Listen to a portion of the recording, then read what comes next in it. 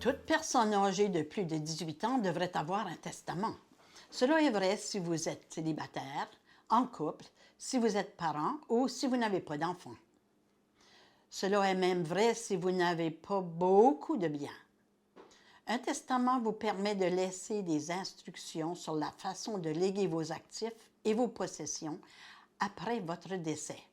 Il vous permet aussi de désigner un exécuteur testamentaire. Un exécuteur testamentaire est une personne de confiance qui agira en votre nom après votre décès. Si vous ne rédigez pas de testament, quelqu'un doit présenter une demande aux tribunaux pour devenir l'administrateur de votre succession. Ce processus peut être stressant et dispendieux pour vos proches. Votre testament peut être général ou spécifique.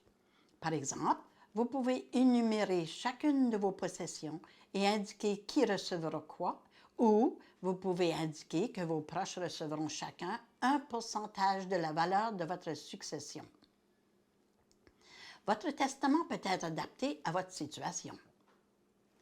Pour rédiger un testament, vous devez être âgé d'au moins 18 ans et être mentalement compétent. Votre testament doit être signé par vous et par 2 témoins qui sont présents au moment de la signature. Vos témoins ne peuvent pas être bénéficiaires dans votre testament, ni le conjoint d'un bénéficiaire. Un bénéficiaire est une personne qui reçoit un don de votre succession. Certains insulaires n'ont pas de testament parce qu'ils n'ont pas les moyens de s'offrir les services d'un avocat. À l'île du Prince-Édouard, les trousses testamentaires et les testaments holographes sont légaux. Donc, vous pouvez rédiger votre propre testament. Une fois votre testament écrit, vous pouvez en faire autant de copies que vous le souhaitez, mais seulement l'original signé est valide. Donc, gardez-le en lieu sûr et informez au moins une personne de confiance où il est conservé. Avant de rencontrer un avocat ou de rédiger votre testament vous-même, recueillez les renseignements suivants. Les noms et les adresses au complet de vos bénéficiaires et de vos enfants. Une liste de vos actifs et de vos biens. Une liste de vos dettes. Un aperçu général de la façon dont vous voulez que vos biens soient distribués. Les noms et les adresses au complet de votre exécuteur testamentaire et de votre exécuteur testamentaire suppléant. Au moment de choisir votre exécuteur testamentaire, optez pour une personne de confiance qui s'acquittera bien du travail. Si vous voulez nommer plus d'un exécuteur testamentaire, indiquez clairement s'ils doivent agir ensemble ou s'ils peuvent agir de façon indépendante l'un de l'autre. N'oubliez pas de désigner un exécuteur testamentaire supplément, au cas où votre exécuteur testamentaire ne puisse ou ne veuille pas remplir son rôle au moment de votre décès. Il n'y a pas d'obligation de payer votre exécuteur testamentaire, mais cette personne est généralement remboursée pour ses dépenses et pourrait être rémunérée. La rémunération ne peut dépasser 5% de la valeur totale de votre succession. Vous pouvez donner vos biens comme bon vous semble. Vous n'êtes pas tenu de faire des dons à des membres de votre famille, sauf si ceux-ci dépendent financièrement de vous. Dans ce cas, si ce qui est stipulé dans le testament ne permet pas de pourvoir adéquatement à leurs besoins, le membre à charge de la famille peut s'adresser aux tribunaux pour demander un appui financier de votre succession.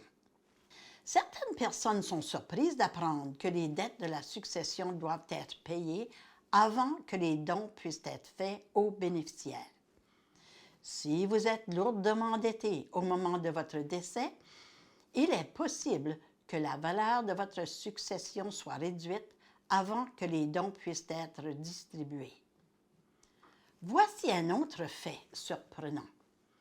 Au moment de votre décès, tout dans votre succession est considéré comme de l'argent.